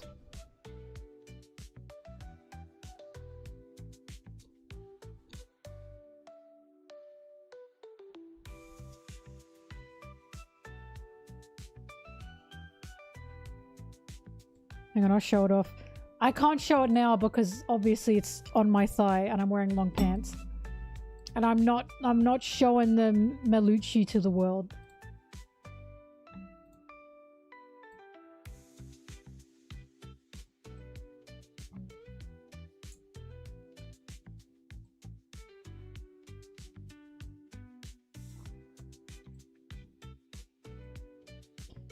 There you go. So there is the placement of it.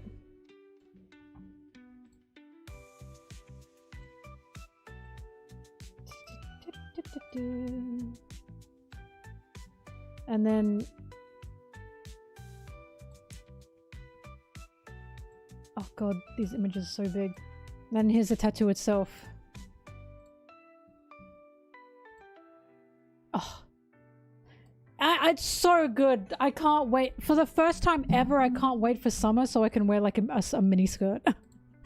So I can show her off. Look at him! Oh! I was like, I know I want Sanji and drag. I want Sanji and drag immediately. The artist Ender Juice made this for me. I asked him if he could make me a tattoo commission.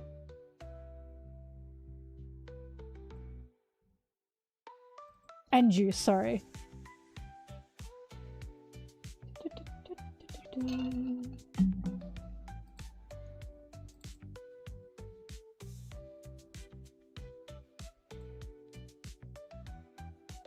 And here's the art itself. Oh! Bangers. I was like, I need pin-up Sanji and drag. I need it. And I just... I remember when I showed it to my tattoo artist and she went, oh yeah, I'm really excited to do this one. Because I know I want people to know I'm a Sanji fan, but they need to know what kind of Sanji fan I am, you know? They need to know how I see this man.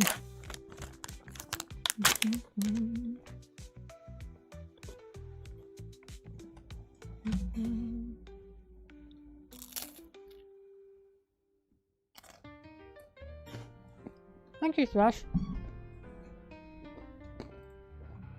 Yeah, she rocks. My mom is so baffled by it. She was like, with the face hair and the hairy legs? And I was like, yes. And she was like, really? And I was like, Mom, it's drag. It's a man in drag. What do you, it's like, it's fine.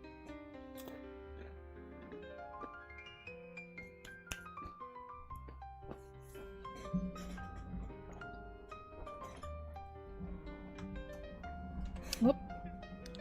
Like he's supposed to look like that.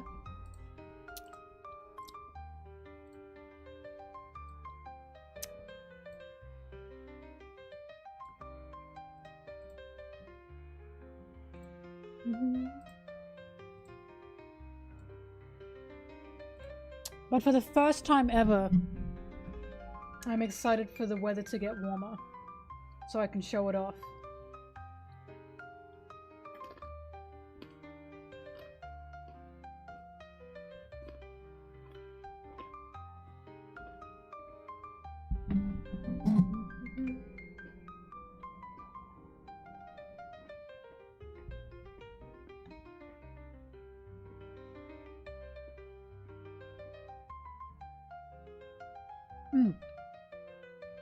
Yeah, sorry. Thrash, could you link Sophie's Instagram? If anyone here is Australian and in Melbourne and wants to get a tattoo, she does really, really, really good tattoos. I've gotten both of my tattoos from her. I wouldn't go to anyone else, honestly. Oh, thank you, Thrash.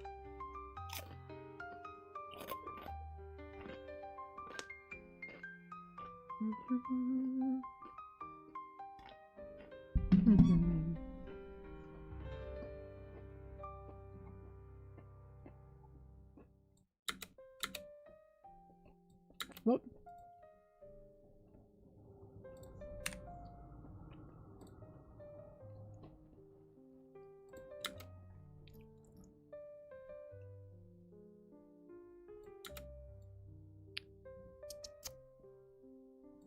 Yeah, I love my my tattoos. But I don't have the money to get a an ambipom one yet.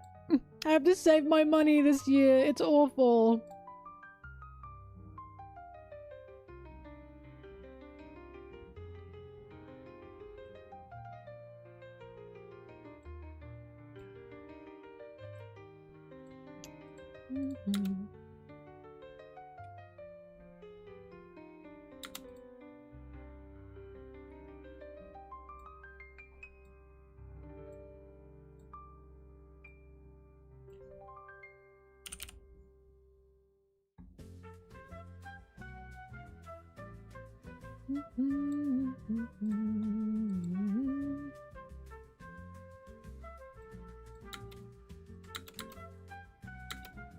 Wait.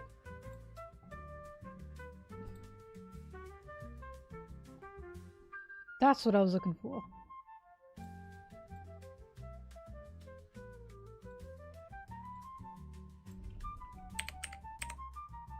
Oops. Oh, for God's sake. For goodness sake.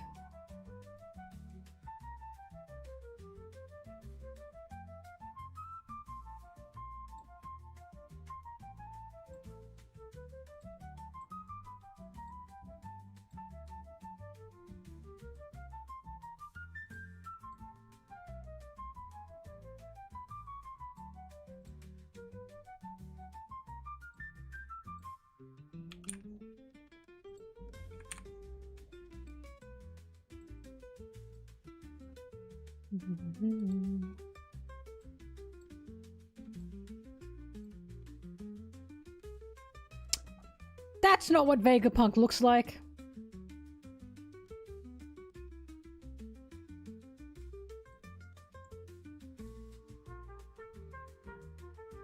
I'm gonna send a strongly worded letter to Oda.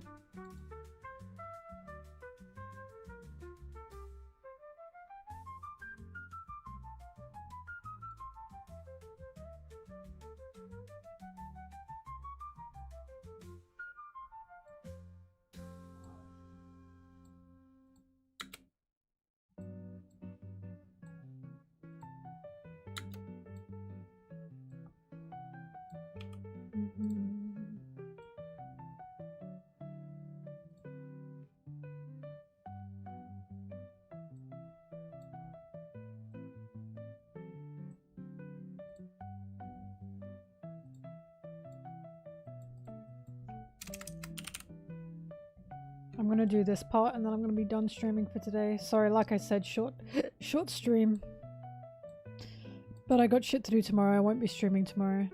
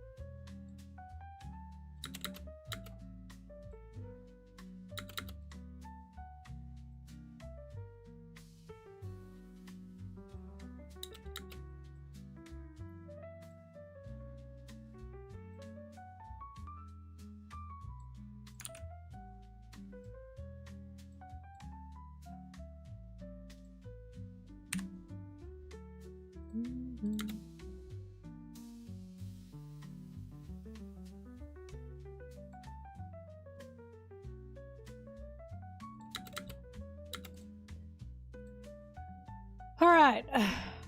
Now we're not on break week. Enough for today. Thank you, everyone. I appreciate it. Thank you for sticking by. I will be heading off now. Let me get in my box, actually.